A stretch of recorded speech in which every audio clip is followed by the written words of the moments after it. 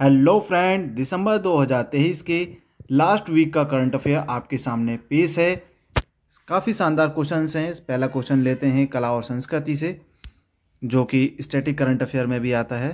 1500 तबला वादकों के जमावड़े के साथ दुनिया का सबसे बड़ा तबला समूह का गिनीज वर्ल्ड रिकॉर्ड कहाँ बनाया गया है भारत में? तो दिए गए ऑप्शन में से सही जवाब रहने वाला है ग्वालियर। जी हाँ साथियों, ऑप्शन नंबर सी ग्वालियर।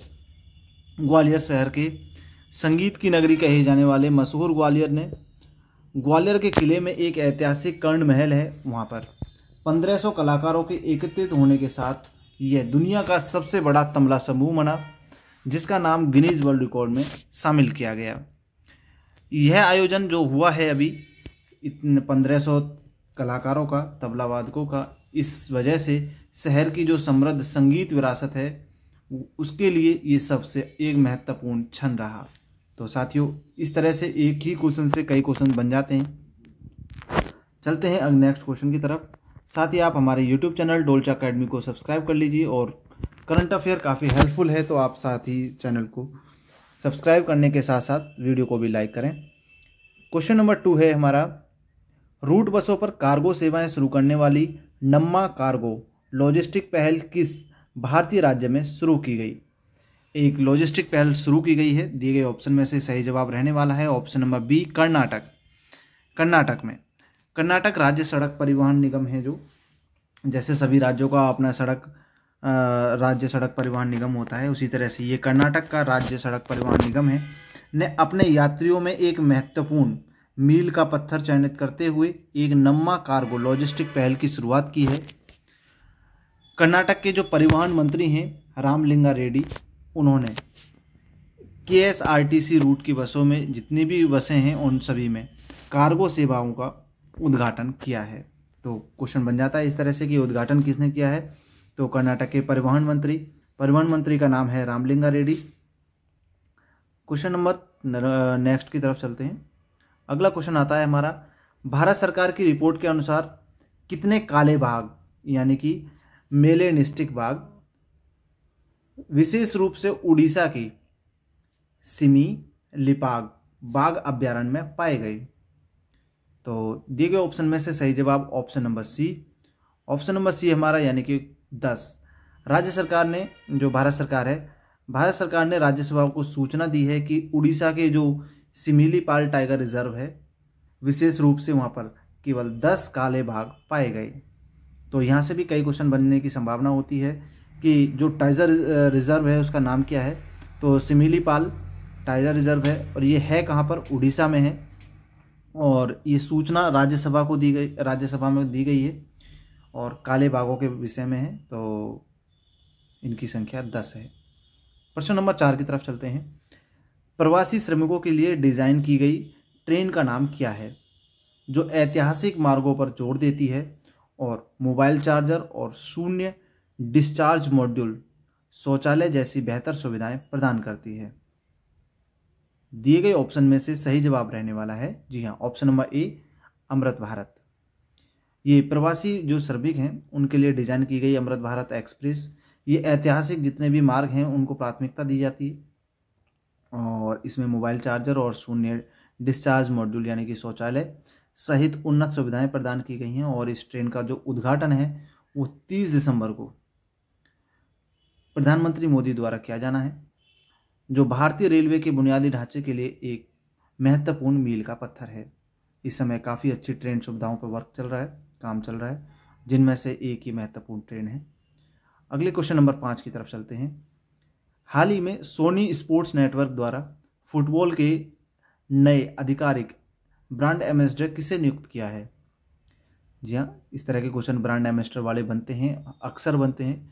तो दिए गए ऑप्शन में से ऑप्शन नंबर बी हमारा सही जवाब होगा कार्तिक आर्यन। ये बॉलीवुड के एक हीरो हैं। इन्हें सोनी स्पोर्ट्स नेटवर्क ने बॉलीवुड हार्ट ग्रोथ और जेन जेड आइकन कार्तिक आर्यन को फुटबॉल के लिए एक अपना ऑफिशियल ब्रांड एम्बेसडर नियुक्त किया है, जिनका लक्ष्य होगा कि खेल को व्यापक भारतीय दर्शकों के करीब लाना और पीढ़ियों में जुनून जगाना। यानी कि जो दर्शक हैं उनके अंदर बॉलीवुड जो फुटबॉल है, फुटबॉल से संबंधित जो खेलने के लिए और खेल को देखने के लिए लोगों के अंदर उत्सुकता जागे। प्रश्न नंबर 6 की तरफ चलते हैं। हाल ही में अंतर्राष्ट्रीय टेबल टेनिस फेडरेशन फाउंडेशन के गवर्निंग बोर्ड में पहले भारतीय जो नियुक्त हुए हैं, जिसके रूप में इन्होंने इतिहास रचा है, यानी कि पहले भारतीय चुने गए हैं, तो दिए गए ऑप्शन में से सही जवाब, जी हाँ, ऑप्शन नंबर डी, बीटा दानी। जो बीटा दानी है एक ये प्रमुख खेल उद्यमी हैं।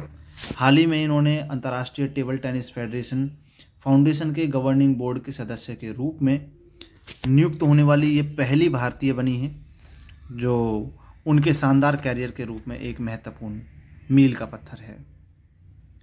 प्रश्न नंबर 7 की तरफ चलते हैं। प्रश्न नंबर 7 कहता है हमारा कि किस प्रतिष्ठित ब्रांड ने भारतीय क्रिकेट ने अंतर्राष्ट्रीय क्रिकेट है ये अंतर्राष्ट्रीय क्रिकेट परिषद यानी कि आईसीसी के वैश्विक भागीदार के रूप में 8 साल की साझेदारी हासिल की है।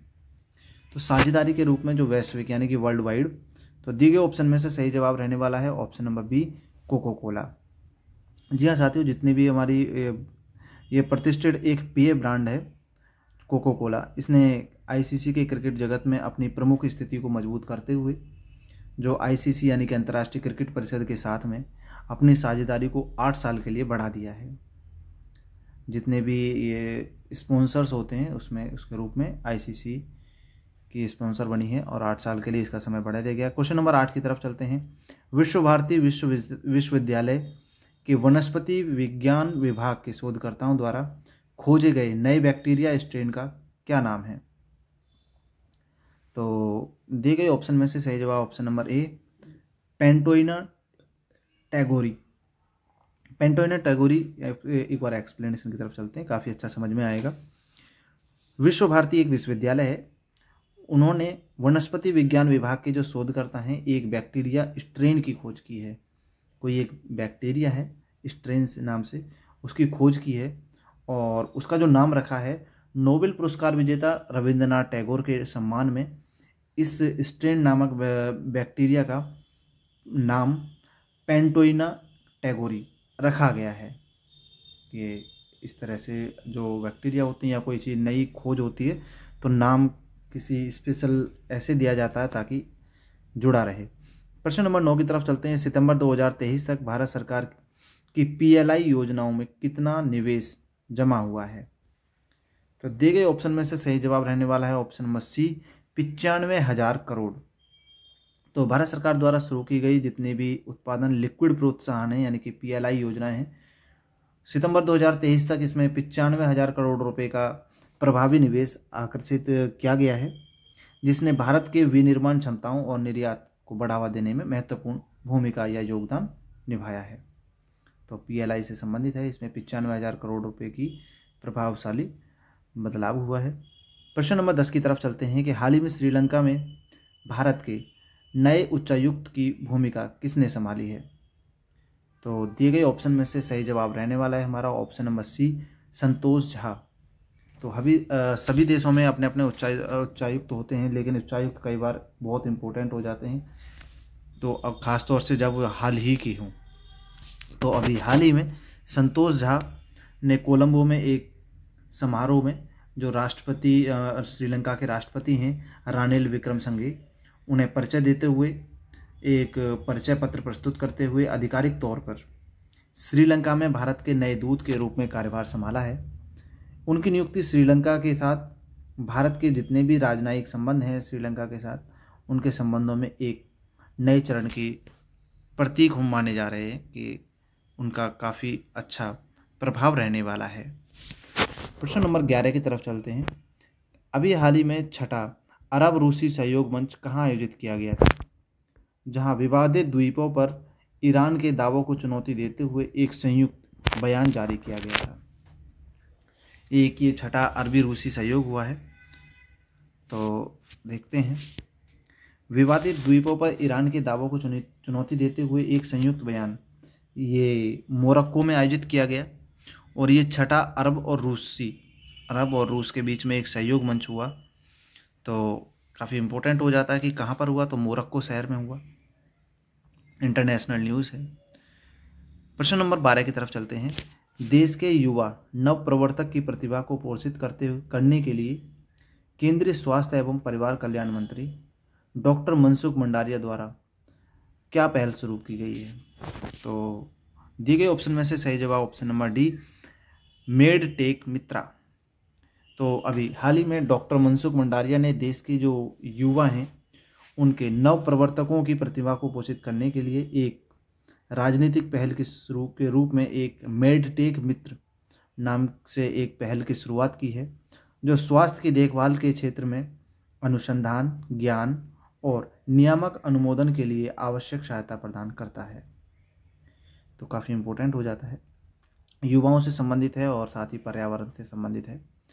प्रश्न नंबर 13 की तरफ चलते हैं कि अभी हाल ही में किस हवाई अड्डे के टर्मिनल 2 को हाल ही में यूनेस्को के 2023 प्रिक्स वर्सेल्स में दुनिया का सबसे खूबसूरत हवाई अड्डों में से एक के रूप में मान्यता मिली है? दिए गए ऑप्शन में से सही जवाब रहने वाला है हमारा ऑप्शन नंबर ए, केम्पेगौड़ा अंतर्राष्ट्रीय हवाई अड्डा। तो ये बेंगलुरु में स्थित एक केम्पेगौड़ा अंतर्राष्ट्रीय इंटरनेशनल एयरपोर्ट है। इसके टर्मिनल 2 को यूनेस्को के 2023 प्रिक्स वर्सेल्स में 2 प्रतिष्ठित सम्मानों से सम्मानित किया गया। सबसे पहले इसे दुनिया के सबसे खूबसूरत हवाई अड्डों में से एक नामित किया गया और साथ ही वर्ष 2023 के इंटीरियर के रूप में प्रतिष्ठित विश्व विशेष पुरस्कार भी हासिल किया है। तो ये केम्पेगौड़ा एक अंतर्राष्ट्रीय हवाई अड्डा बेंगलोर में स्थित है, काफ़ी इम्पोर्टेंट हो जाता है। चलते हैं अगले क्वेश्चन नंबर 14 की तरफ। अंतर्राष्ट्रीय महामारी दिवस किस तारीख को मनाया जाता है? तो महामारी दिवस है, इस समय भारत का और विश्व का सभी का समय महामारी से गुजरा है, तो एक अंतर्राष्ट्रीय महामारी तैयारी दिवस भी मनाया जाता है। ऑप्शन नंबर ए सही जवाब है 27 दिसंबर। संक्रमण रोगों से निपटने के लिए सक्रिय उपायों की आवश्यकता की याद दिलाने के लिए प्रत्येक 27 दिसंबर को दुनिया भर में अब अंतर्राष्ट्रीय महामारी दिवस मनाया जाता है, इंटरनेशनल महामारी दिवस। अगले प्रश्न नंबर 15 की तरफ चलते हैं। इसमें है मेरा भारत अभियान की शुरुआत किसने की और भारत की प्रगति में विश्वास व्यक्त करते हुए युवाओं को संबोधित किया? तो एक अभियान शुरू किया गया है, मेरा भारत किसने की?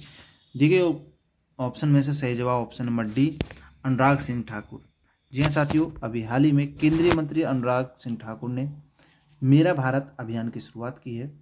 इसमें विभिन्न क्षेत्रों के जो भारत के उल्लेखनीय प्रगति पर विश्वास व्यक्त करते हुए युवाओं को इन्होंने संबोधित किया और कहा कि ठाकुर हैं यानी कि अनुराग सिंह ठाकुर ने जितनी भी सरकारी पहल के कारण भारत के विकास पथ को दर्शाते हुए प्रमुख बिंदुओं पर प्रकाश डाला। तो ये इम्पोर्टेंट हो जाता है। तो इस तरह से दिए गए ऑप्शंस, दिए गए क्वेश्चंस काफ़ी इम्पोर्टेंट रहे, एक्सप्लेनेशन काफ़ी शानदार रही। तो मुझे विश्वास है कि आपके लिए वीडियो काफ़ी हेल्पफुल रहेगी। साथ ही आप हमारे यूट्यूब चैनल को सब्सक्राइब कर लीजिए ताकि ऐसे ही वीडियो हम आपके पास तक पहुंचा सकें। साथ ही आप मिलते हैं अगली वीडियो में, तब तक के लिए जय हिंद साथियों।